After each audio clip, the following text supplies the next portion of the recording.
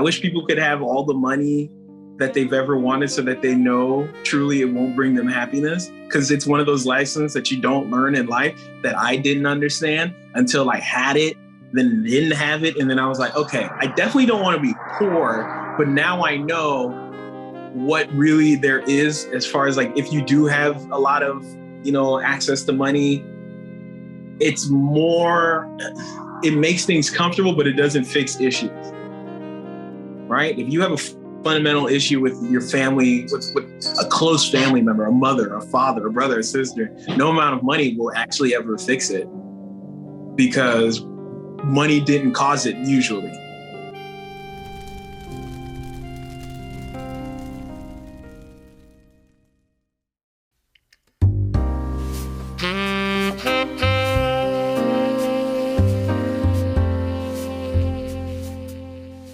Welcome everybody to the show. Today I have a stand-up comedian by the name of Hennessy Williams. He's coming out of Miami, Florida. How you doing, Hennessy? I'm doing well. Thank you for having me. Special shout out to all your audience for supporting you throughout this time and giving you the platform to meet and all that stuff, all the people that you have met, and giving me the chance to kind of get here and get my feet wet in your arena. So I'm excited. I'm grateful to everybody, Hennessy, the people that come onto the show, the people that support the show, because I think especially early on, you put a lot of work into things, as I'm sure you put into your material. You put a lot of hours, a lot of editing, the small things that might take a week, a whole day, hundreds of hours, and whoever sees that, you really appreciate the people that do, because it's like, that's who you do it for. It's not for anything else, anything in life. I think if you do it for some sort of automatic approval, it's like, why are you doing it for that? It's all the journey. Mm-hmm. Yeah, it's it has to become something intangible to keep you going, because if you pick something very tangible, the good thing about goals that are tangible is that you can grab them, you can say, okay, I did it. But the thing about life is life keeps going even after you accomplish a goal. So if you make it very concrete, then all of a sudden you got to find something new, and you're just spending your time creating new things versus, going for a certain sort of an ephemeral existence of success. It is something that you can categorize as a little more ethereal, something not so much hard line, so that you can keep going after it. That's kind of been my approach for a lot of things. Let's take a few steps back, Hennessy. Where were you? You're in Miami right now, right? Everybody's going to Miami. It's the place to be. You hear a lot of people going out there. First off, what's Miami like? I've never been, and I got a lot of friends that are there. How are we looking in Miami for the people listening? For those who've never been, imagine Miami as like basically 2 to 3 cities in one. So it's got the big city energy and vibe of like an LA or New York City in certain parts. And then it's got just, middle America, podunk town stuff going on in the Southwest region of Miami, the Everglades, that sort of thing, Hickville, that. And then everything in the middle is just people trying to survive and not fall into the trappings of either polar opposites.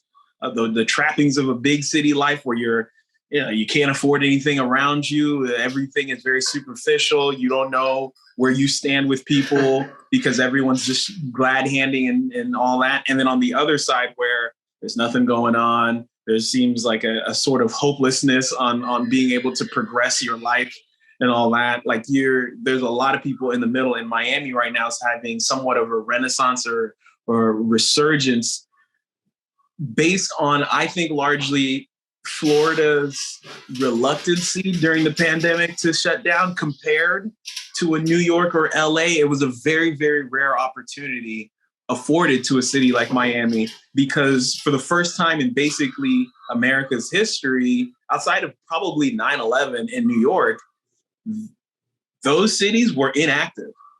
And all of a sudden, everyone in the country was trying to figure out where could they go to see where the action is being held. And it came down to like Houston, Miami, Atlanta. And all of a sudden, those places just blossomed in the last 2 years because they were open. They were in business, months ahead of everybody else.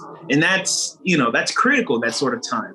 Months time when you're talking about some of the most powerful people in the country is eons. They can make moves and decisions over that course of time that can alter the future of an entire city, which is what's happened with Miami, with the amount of people, the influx, the growing businesses and all that stuff, the venture capitalists who've found an interest in Miami as a market based on the fact that it's a big city, but it's largely untapped compared to like an LA or New York or even a Chicago, where there's still a lot of room to grow over there for business owners. So it's kind of cool to see because it affects everything else. It affects the food culture. It affects the club scene. It affects going to a park. It affects everything. Everything's affected by how many people actually are now putting eyes on your city, and kind of the byproduct of it right now. It's got this real wild, wild west appeal to it almost. I only imagine, Tony Montana, Scarface, Miami, the blues and the pinks and Gianni Versace, just this billionaire who would walk around the town in loafers and just get his newspaper like it was nothing. Like that alone says a lot. Like people go there so they can do that, right? They want to just enjoy life. It seems like people, at least from what I see there, they bust their asses and they enjoy the beach and the nightlife out there. And there's those tax incentives you can't go wrong with either. No state income tax. Very, very few surcharge taxes based on your municipal counties and stuff. So you're not even paying a bunch of county tax either. And you end up with people who want the sun and sand of LA, the busyness of New York, but want to be left alone like they're in in some other city in the middle of nowhere. And Miami can give you that because a lot of times the constituents may not know who you are just based on the demographics. You can be some huge star and you might get left alone. You might not, but you might get left alone just because the people there, you got a bunch of immigrants and all that stuff who are not necessarily familiar with your stardom. So you get to freely walk up and down the streets in certain areas without hassle that you would see like in LA, where there's paparazzi planted all over Sunset or planted all over Hollywood Boulevard or whatever, just because they know there's celebrities walking around, versus Miami, which is, not plagued by stuff like that at the moment, at least. It's weird. I feel like I heard this thing that Elon Musk is making $15,000 houses that we can take in our cars. Like apparently the appeal is the way we're going is we're not going to be stagnant anywhere. We're going to be like travelers. They're trying to push all electronic cars and they're trying to push like, what is it? And you as a stand-up comedian, how much traveling are you doing on the road? Obviously, everybody had to sort of reestablish the way they go about things, and the world did change after coronavirus. Even like watching a movie from 2019 or whatever, like the years before, it's so weird. I'm just like, it really did shift the way things are, maybe just at least for the moment. But you as a comedian, how much traveling are you doing? Were you doing? And is Miami somewhere you want to stay? Travel, I do a fair bit of travel. I do a good amount of travel, whether, throughout the U.S., different cities, all that stuff. I mean, you caught me home on a Monday. That's typically when comics are usually back home after being on the road on a weekend or something. Thankfully, I was in town just because I had to attend a concert as part of some responsibilities with an organization that I'm with. But it was really cool. It was a Trick Daddy 25th anniversary. Shout out to Oli and Dave for putting that together. But specifically, as far as travel goes, yeah, you have to travel just because as a stand-up comedian, you don't ever want to fall into the habit of only creating material that like suits your local audience, because that happens a lot, even in the big cities. Like all of a sudden, I've seen it where you go to New York and you find out, oh, these guys have been telling jokes in New York for so long that they only know how to speak to New Yorkers their point of references is New York centric. That they become townies. You don't ever want to become a townie where everything that is aligned with your sensibilities is based on your geographical origin. Because that's with the way comedy works and the way the world is in 2022. Are a lot more interconnected. So you're going to have to be able to communicate with somebody as easily from Maine as you would from LA, as you would from Houston, as you would from Seattle. Like, you just got to be able to talk to people, and not everyone's going to get those point of references when you start talking about guys on Venice Beach doing this, or the homelessness and camping over here, or the, New York City subway issues. They may be able to resonate with some of those feelings that you might have, but the experiences, no. So you got to be able to just connect with people, and traveling gives me that. As far as my long-term goals, right now, I mean, it's interesting. I want to see what happens with Miami, because I've always had this thought in my mind, like, no matter what, you'll never be the best in your own town. Like, if you stay in your hometown, the very best of anything have to leave wherever they're from, travel around, get their feet wet in different scenes and different cities and all that stuff, and be able to grow from that. So knowing that, I know long term, I can't just only be in Miami, because then I'm just going to become another person who never left the city, which doesn't really do me any good when my goals are very clearly not aligned with only being in Miami. But I am insanely proud of the city as it's grown and developed, and I want to be a part of as much of it as I can. So those are kind of the dualities I live in, wanting to travel, but wanting to pay homage to what I see here. So long term, I'm going to move. Short term, I'm here to ride it out. Very nice. Very nice. I wanted to add, but I didn't want to stop you. What you were saying, you're so right about that. When you are a local comedian, the local legend, you really end up being the local legend, and you sort of, that's where you reach the roof so quickly. You become the local legend, and you take it to the next town over, and they might not even get it. Like, when I was living in Boston, the Boston comedians were hilarious, and I totally got what they were talking about. And I wasn't from there, but I was living there, and I felt like, wow, I'm really experiencing this is hilarious. And it's only like, it's all about the town and what goes on in the town. And it was, again, hilarious. Lenny Clark would perform there. This was at Prince Pizza anybody knows, shout out to Prince Pizza, but and you're so right about that. And I thought, if you want to scale up, at least, you want it to appeal to everybody, right? Like with anything, unless you want a really small audience or a small anything, like if you can make something so relatable, so appealable, like how the heck is Joe Rogan a fight commentator? Like, how is this guy getting so many people to listen to him? It's probably because he's found a way to make things relatable and appealable to everybody. And that's a quality I think you want to at least take from, anybody. I think that's a good quality to have. Yeah, I mean, Joe Rogan specifically, he's always struck me as somewhat of a dude bro whisperer. Like, he's sort of that translator for everyone else of what, like, the local gym rats are talking about and what they're getting into and what they think about things. And there's an understated value in being able to translate or communicate the points of views of people that we all know. We all know a guy who's into martial arts, or a guy who's into fight sports, or a guy who's into psychedelics, or a guy who's into,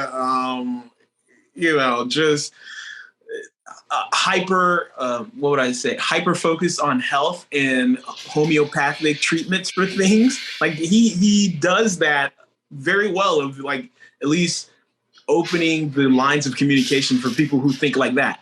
And we all have met people like that in some way, shape, or form in our lives. And then he kind of gives you a window into some of the thinking, and then, gives a platform to those that kind of walk to the beat of their own drum. One thing yes, you're right about that. And one thing that I do like about those talks that he has is, for the most part, that show is kind of like a free for all, where they can just talk about really anything for a period of time. And with the stature of his podcast, he probably gets people that'll say some stuff, but it really is a free for all. Sometimes I'm like, you got to take every single one of these things with a grain of salt. Oh Because yeah, like you know when you it's get when you have Alex Jones on just about as much as you've had Neil deGrasse Tyson, you're gonna run into these sorts of things where it's like, all right, some of this stuff that you heard probably a little out there. Maybe have some coffee before you listen. Settle in. Um, it definitely lends itself to sort of that tightrope walking of not wanting to indulge too much in the insanity that like helps make this world a little more chaotic, but also giving a platform to people who otherwise would not be heard.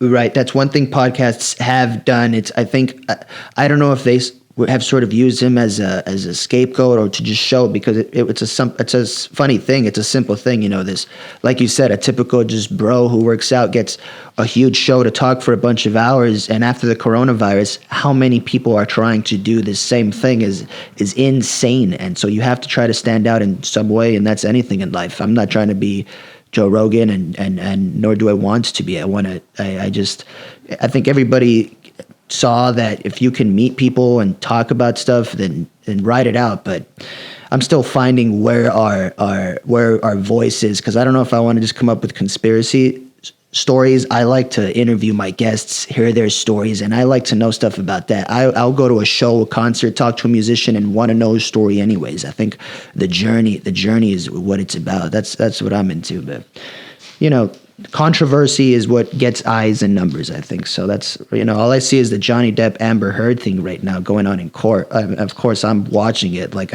that's insane. Yeah, that roller coaster. First he's the bad guy, then she's the bad guy. Now they're trying to settle out who's the bad guy in court.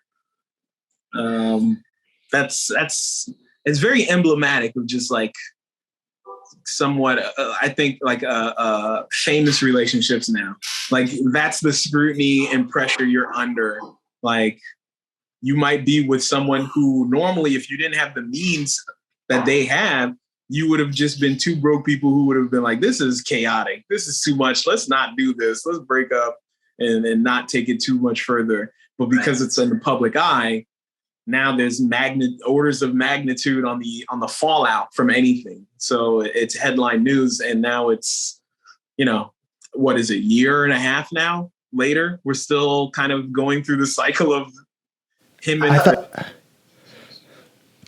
I thought the same thing, and apparently this is going on for 6 years now. I haven't been following 6 years, so you're so right about that. It's like, do yourselves a favor, move on. I don't know if it's just a lot of gaslighting from both ends, like this is about, from both ends, and it's complicated. But like you said, I don't think anybody is a saint in anything, and I don't even really care too much about the controversy, but I think the whole thing is a big mess, and for the sake of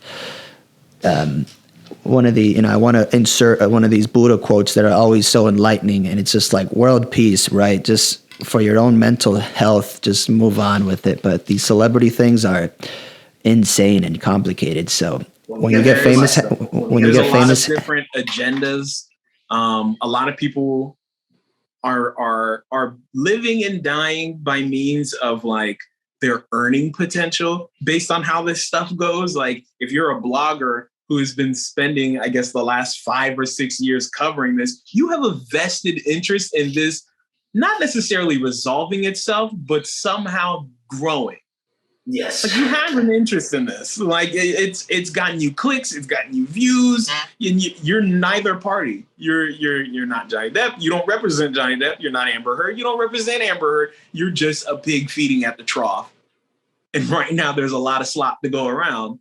And as these things happen and a lot of these power couples go through this public stuff between them, or if you look at like the Will Smith, Jada Smith thing, and like all that, where there's just a lot of mouths, just, like birds, like baby birds, like GB, everybody's like, puke in my mouth. I want to know something. I want to be able to pass this on as an independent thought for money later.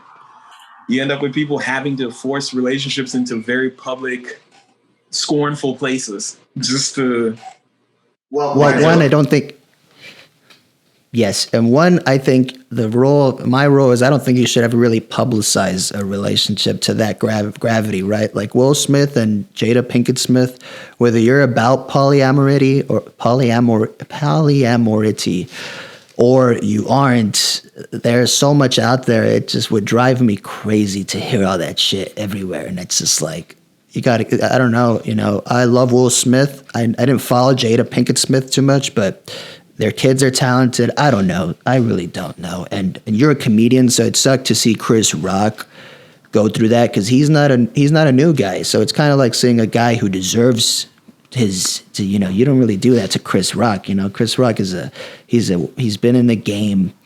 He's a respected guy. It's like to see that it was like he's going on probably close to 40 years in the business. Yep. Well over 30, close to 40 years in the business. So for him and I'm sure he's had his scary run-ins post-show or during a set when he's going in a direction and somebody in the audience in Brooklyn in the 1980s is not feeling it and he's not famous. So he could just disappear right now. No one's going to care or know. So to have that kind of circle the wagons and come all the way back, that's got to be crazy. You're at the ostensibly height of your fame, height of your powers, height of your wealth, and something that you were afraid of happening to you when you were 19 is now rearing its head again at almost 60. That's gotta suck. That's gotta suck because that's gotta suck. Yeah, that's like being told to go wash the dishes when you're the head chef or something, or like go pick up. It really is insane, and so he's gotten a lot of support for it, which is awesome, and I think it's only given him more numbers. But it was all just an unfortunate thing, and we'll see how it resolves. I hear Will Smith's going to give his Academy Award back. I don't even see why the whole thing was just like, again, a live public event that would happen anywhere, really. But. Nah, I'm looking forward to what next year looks like because there's something comedically great about all of Chris Rock's siblings trying to figure out how to get to the next award show that they think Will Smith is going to be at and just show up their arms folded and just staring at him so he can see that Rock clan because there's like 8 of them, just like 8 people staring and like, hey, why don't you slap us? That's me though. I like the chaos a little bit. Does he have a big family? I don't even know. He's probably got his whole crew He's got a lot of brothers. I don't know if it's literally 8, but he's got like at least 3 brothers in stand-up. Like 3 brothers doing stand-up. Not to mention however many people, extended family, that have delved into entertainment at some point or another that now feel like they're a part of this too. And not to mention the ones who have nothing to do with the entertainment business, but they're a rock and they're not going to go for that just based on. Like Britney Spears and her sister, right? That girl has like nothing going on and she's made a career just off of pretty much talking shit about her sister, I think. So I'll tell you my Chris Rock story. I have a Chris Rock story that's pretty funny. I used to work at the newspaper stand on Fairfax and Melrose, by Melrose in the Fairfax district in Los Angeles. And one Saturday, 7 a.m., something that would always happen is a lot of people would be the early risers, 7 a.m. They pass by Fairfax. They want to drive by the stores, and they would go to the newsstand, pick up a pack of smokes, pick up a newspaper. One day, just a regular Audi, a black Audi, luxury Audi, convertible, nothing too fancy. It wasn't the R8, just, regular sedan-looking Audi pulls up. It's Chris Rock, and he's picking up a New York Times. And I'm like, oh, snap, it's Chris Rock, dude. And we have a moment. I say, what's up? He's real nice. He's got glasses on. He's real low-key. There's nobody at the newspaper stand. It's real low. It's kind of like a corner, and it's just like not even a store. It's on the wall, whatever. And he leaves, and I thought, because somebody comes right after him, they pay with like a credit card scanner, right? When they pay with a credit card scanner, you got to get them to sign or it invalidates it. And if that money doesn't show up, guess where it's coming out of? Your paycheck, right? That's not going to happen.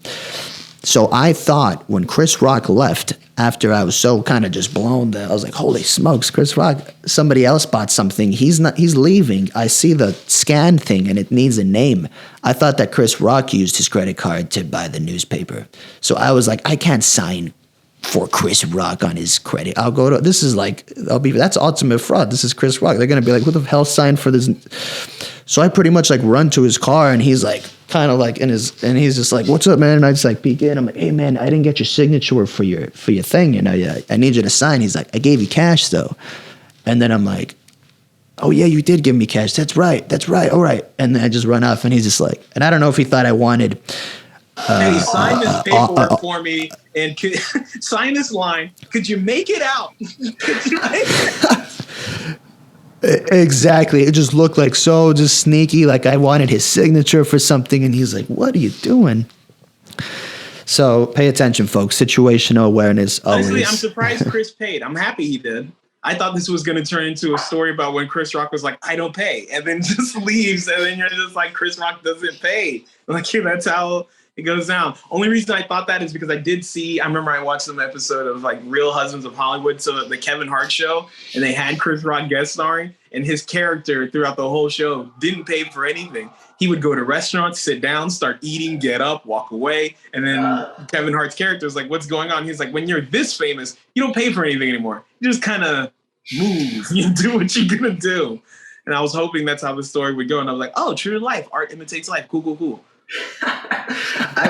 I've met less famous people that don't want to pay, and Chris Rock paid. He paid and he smiled. He was a nice guy, so it was very cool to see that. I like the idea of someone less famous who doesn't want to pay. Like, don't remember me? Episode 283, Frasier. Remember? It was Roz's love interest. I'm not paying for this for this pasta primavera. I'm not doing that. I hear it's a big problem. I hear it's a big problem with companies that now they have like, just like buildings have no solicitations. A lot of companies say, like, a lot of Instagram influencers reach out and say they want so much free shit, and they'll market it, and they're like, we don't survive off of free shit. And so they're like, no Instagram, no nothing. It doesn't convert, apparently. It just doesn't, the return of interest doesn't even actually convert.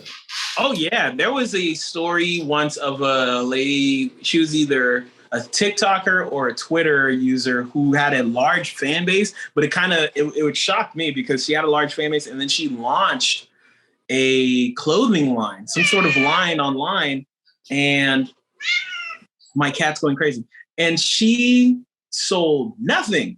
And everyone's like, whoa, you have like 4 million followers. What happened? And it was just like, yeah, but that's just people who are just there to ogle her boobs and her butt. And they're like, oh, that's cool.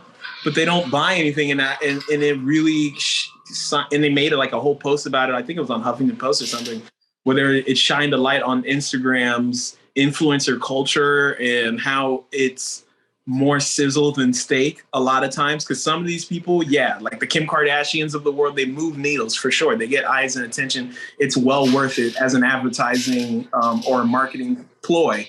But some of these people with like 2 million followers can't sell a can of beans because they like the followers, like all the free stuff they post, but they have no interest in any business ventures that these people might be getting into because they're simply a content. I was saying, they don't want to see you in they are not interested in your financial courses. They're just there for the bikini shots.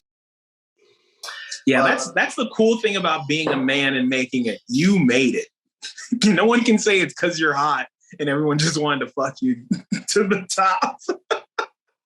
Looks don't get guys anywhere. And I don't, the sex role, the roles are real interesting these days. I feel like even now, if you bring up a role or gender, it's like we're trying to eliminate that. And even in relationships, man and woman, husband, wife, wife, it's all just like pretty much we're all headed in this, it's kind of like back to what I was saying, where we're just becoming travelers. I think we're just sort of capitalizing on the individual's journey, and it's not really group oriented, but we still have our tribes and all of that, but it seems like, it's a good thing. I think it's how interconnected we've become because of the internet. It shine a light on just how many individual lives are led on a day-to-day basis that you'll go crazy trying to account for all the types of people that there are. So it's best to focus on you, the individual. Because there's just so many people that you could cross categorize, and there's going to be a lot of intersectionality between like you're not just gay, but you're gay and black. You're not just gay and black, but you're gay, black, and in a wheelchair. So then you end up with people who are just like, I'm Fred, and I'm Marcy, and I'm this person, I'm that person. And I mean, there's a sensibility to it that I can appreciate, especially when it comes to like the dynamics of relationships, because what I never ever want to do with my own partner is I'm sitting there not doing something because I thought that was woman's work. And I don't have a good reason to not do it. Aside from, like, I'm hungry, I can make myself something to eat, but I'm not going to cook because my girl's supposed to cook. That's crazy to me, that I'm just going to sit there hungry, or I'm just going to sit in filth and not, you know what I mean, not going to clean my house because that's woman's work, or a woman who doesn't take the garbage out because that's man's work, and she's just going to have smelly garbage until her man gets home, whatever it is. It's just kind of silly. Just the individual should take care of what they can in the moment that they can do it. So keeping that in mind, that's kind of been my thought process. And I get it when it comes to to becoming more individualized in how we see people and how we see our roles and what we do. It's more based on skill than gender assignment. Yes. And yeah. I like what you said about how the world really got smaller, but also more interconnected with social media. So right, back then you were at home with whoever you're with. Now I have friends in Romania. I have you in Miami. Like, you have the world that you can just check out. So it's there's a lot going on right now in the world, and you can just pop in anywhere. I can click on YouTube and see the Eiffel Tower live, and that's pretty crazy to think. But we're going in these directions, you know. Let's see, how long have we been going for? Oh, we're still going. We still got to get to your story, Hennessy. We've been going on about all this stuff, but I want people, I think they're invested. We've been going on about a lot of topics, but now let's get to know you, the person, Hennessy, and just you're a comedian. You know, for people that want to check out your comedy, we'll go ahead and announce stuff towards the end so they can know how to follow you. But how did you get into comedy? Were you always a funny person at school? What kind of... I maintain that I was funnier when I was younger because I didn't know any better. I've always been a funny person, but my journey specifically into stand-up to finally being able to do it was that I always thought of myself as someone who would get into comedy later in life, but I had no way in. So in the meantime, I just did what everyone else did. I went to school, and then after school, I got a job after a job. And working a couple of jobs, but I got into a brokerage firm, and then I was like, I think I could do this on my own. And so I opened my own business, and things went okay, right? Things went well enough there, but the pitfalls of owning your own business, especially if it turns out that it's involving something that you're not that passionate about on its surface, you know what I mean? So I ended up putting myself in a situation where I kind of spiraled. I developed depression. I attempted suicide. I got the whole thing going on. I get Baker acted, and I wake up in a hospital and I go, all right, this isn't working. So I decided, well, what's the one thing I've always wanted to do that no one else besides my friends told me to do, which was stand-up. All my friends were like, do comedy. Everybody else, family and all that, was like, go to school, get an education, and then find some work somewhere and do that. And I did that, and I was unfulfilled. But when I decided to do stand-up, I picked a random Monday, and I said, that'll be my first day. And I went on Google. I Googled comedy open mics in my city. And then I just went to the first listing. And I just kept going from there. And it's been a tremendous journey, honestly. I've gotten to do some amazing things, performed around the country, performed with some of the biggest acts just ever, period. You know, getting to meet new people, getting to do new things and having new opportunities has been great along the way.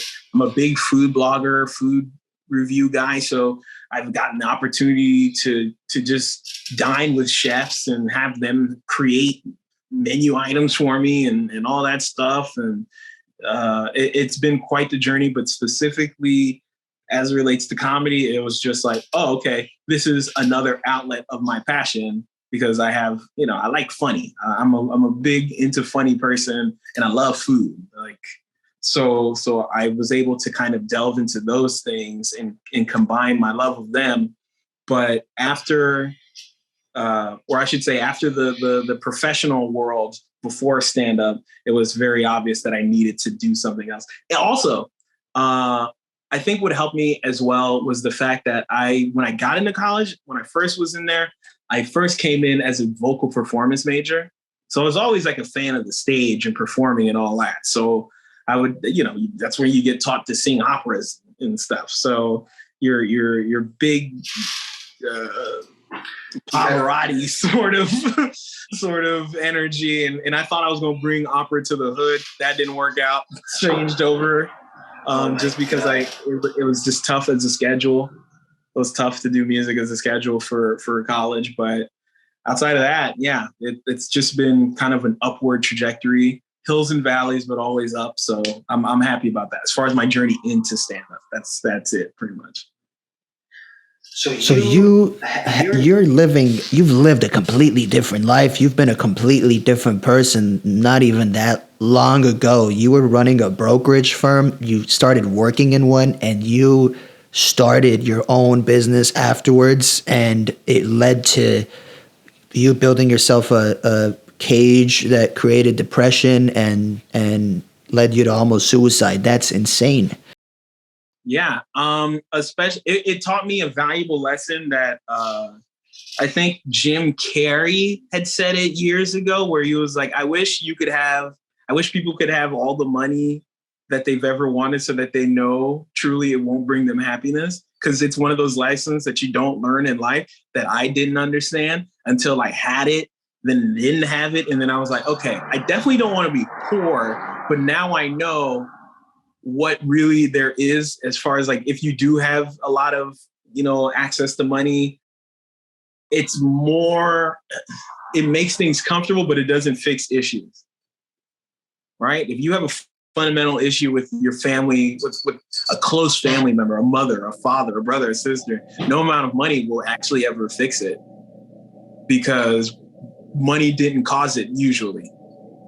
Marvin Gaye's father killed him off of, like, I forget what the reason was, but his own family member. No amount of fame or nothing. That was a issue that it was like a slow burning fire. But did he kill him like at a gas station or something like insane like that? Something like that. I don't know the exact story, but that's the family. That's insane. But you're right, man. You're right. Yeah, and it took me having it, being reckless and living fast and all that stuff to go, okay, well, there's not really much else you can do with like, you can buy things.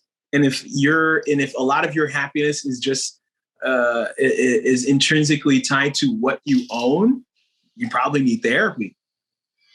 Like, you probably need therapy, because that would be to say that your circumstance could have totally changed. You could have been born in Sri Lanka, not have any of these opportunities that would afford you all the money. Are you saying that you would be deeply unhappy, or would you find happiness somewhere else? You have to like kind of figure out who the person you are is that is divorced from the context of your upbringing and the context of everything else. Because a lot of times you end up with people who are so fixated on money because they didn't have it growing up, that when they finally get it, they think it's a personality quality, but really it was just something they used to masquerade whatever it is that they weren't comfortable with as a person without money.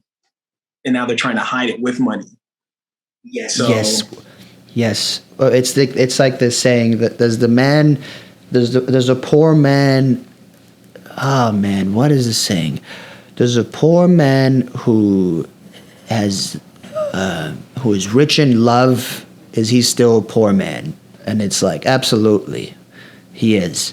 But he's rich in something so divine that you also need to build wealth in. So there's many wealths and fortunes. And like you said, money solves a lot of problems. And there's that other side of wealth, which is like mental wealth, right? If you just make the dough and then you got your brain fried, you're going to run yourself to the ground way quicker than you think.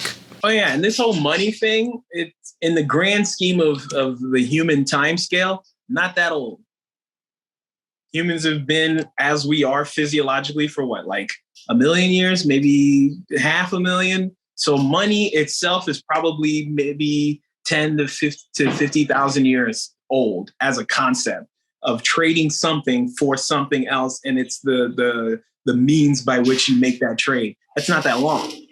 So it's for it to be so fundamental to who you are as the animal, the human sapien, is crazy. That's why it took me going through that to realize, like, okay, money matters too much, and I'm doing too much for it.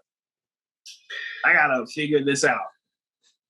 Can I ask about the brokerage firm? When it all came to an end, was it because it came to an end? Did it have to close down, or did you one day just put everything down and say, if I keep going, I'm gonna jump off a bridge? Like, can you talk a little bit about that? Because there's probably people who are. It became one of those things where it shut down largely because of the fact that I did not have the spirit required to keep trying to get that next deal, to try to acquire that next client, to do whatever it takes to just keep the doors up. Like, some people burn themselves to the ground keeping something alive, right? And I realized, all this kindling I'm gathering around my feet, I don't want to set it ablaze, because I already had a taste of what it's like when you just kind of lose yourself. And this is in combination, obviously, to just the pitfalls of starting your business where things don't work out. Business partners are not savory characters. Things just fall apart. You hear the no's more than the yeses, and then the no's start weighing on you, because as the yeses come, it just feels like they take too long to get there, that sort of thing. And just keeping your spirits up, and you're doing it for something you don't really care about, something you didn't dream about as a kid. That's tough. I didn't have children or a wife to keep me motivated, to keep me grounded in what I'm doing. Like, okay, well, this is for them, and we're established. I was just some punk kid. I was 25. I was like, whatever. I don't care. This is just me. You're on your Wolf of Wall Street moment, right? Just business, money, and life, and you're doing it. Sounds like. Wow. Well, there's a lot to say about that, Hennessy, because you made it out on the other side, and you turned the wheel 180 degrees, and now you're an artist, you're a performer, and you're performing for folks out there who want to. There's a lot of people sitting in those audiences who laugh at the guy, who are laughing with you, saying, why does this guy relate with me? And it's because they probably feel that you've been there with them, and you literally said, I'm going to switch and do this because this is what I'm meant to do. And you found what you're meant to do. For sure. It's like, God bless anybody who becomes a successful comic or artist that did it right out of high school. You know what I mean? Those guys, those people that, like, as soon as they threw those caps in the air, they got in a car and drove to LA. I couldn't do it. Like, I didn't have the wiring at that time to think, I'm just going to go do that. I was like, nah, I'd rather put some structure behind it. So I went to school for something ostensibly is artistry, which is vocal performance. Like, that's still in the realm of hoping and wishing on a prayer in your talents, but there's the structure of school and classes and this and that. So it gives you somewhat of a plausible deniability that's not 100% in your control, and it's all timetabled. But it took me going through all that to go, okay, now I do want to be in control in that regard. So that's why I'm now, as a comedian, able to kind of take that next step forward, be even more of a type A when it comes to my stand-up stuff. Beautiful. We're all the pilot, and as the firmer of a grip we can get on the navigation tool, the better. And it sounds like you got a firm grip on your purpose and what you need to be doing here. So I really do believe everything happens for a reason. I too have invested years into having to work for making a living, and I think a lot of people can relate, but that stuff makes you stronger. And if you come from nothing, you need to build some sort of disciplinary skills, and it ain't always fun anyways. Even with this show, even with making music, it's all work if you want to get anywhere. Yeah, for sure. There's certainly that aspect of it, because just like those people who had the gumption to get into a car after graduation and driving to LA or New York, it's going to take some gumption to stomach someone saying no, but your rent is still due. and you're in those cities. You know what I mean? You get your portion of rent this month is $1,200 and you don't have a nickel. And it's due in 3 weeks. Good luck. The one gig you had that made you say, all right, I'll drive out there. They just said, never mind. And that happens to a ton of people. So many people have moved out to those cities on the strength of one opportunity, and that opportunity fell through, and now they're in that city with nothing, with no opportunities for them. They got to create a new one and everything else. It's a rich man's game, so you have to definitely have a big piggy bank, or you're going to run into these walls quickly. Like you said, people are going to cancel on you. You're going to be driving places, so anybody can do it, but it helps if you got to stay. It's crazy how like it took me a while to realize, like, wait a minute, all these famous people tend to come from like some 6 degree of separation of success already. Like you find out how many pop stars are the children of A&R reps or former A&R reps. How many actors and actresses are the children of producers and directors and production assistants, and someone with a SAG card is mom and dad. You know what I mean? And it just having those connections, that network thing, like you realize, oh no, the deck is stacked against you when you're unknown, when you're just a truly unknown, no connects, and you're just getting into this.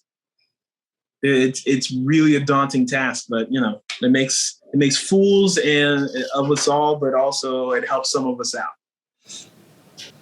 Absolutely. And you know what? That's not to say it's not impossible. And actually, I agree. You're so right about that. But a lot of the best ones up there, too, there's some there that came from nothing, and they represent the people who came from nothing, and they're doing a lot of great stuff. So you're going to be up there soon, Hennessy. I believe in it. I appreciate you for being on the show today and talking with me. We've been going for a while. I would love to get you on again in the future. For people that want to link up with you, watch your comedy out in Miami. You said you're going to be in LA, I think July, you said. Yeah, July 14th, probably through maybe the 18th. I'm going to be up there. I'm at the Laugh Factory during Chocolate Sundays, and I'm going to do a bunch of other shows too. So I'll be there. Probably we'll try to link up or something. Maybe I could do a live recording with you. It'd be cool. But beyond that, you guys can all find me on my socials, Hennessy Wills. I'm there. That's my handle, I believe, on TikTok, Twitter, Instagram, Hennessy Wills. It's Hennessy Williams. So HENNESSY Williams. And Hennessy Wills is HENNESSYWILLS. I post shows, I post content. Anybody in the Miami area, if you are, I'm a member of Only in Dade, so we're gonna be doing awesome things over there. Just look out for future projects. And if you're in the LA area, catch me 17th in the Laugh Factory. I'll be over there too. I think I'll be Flappers on the 16th. But I got to confirm. But obviously, all that will be available online. All right, everyone. Online, check it out. We're going to check them out. Reach out, Hennessy. We'll have to link up. We'll definitely link up. We'll make it happen. Hennessy Williams, you guys.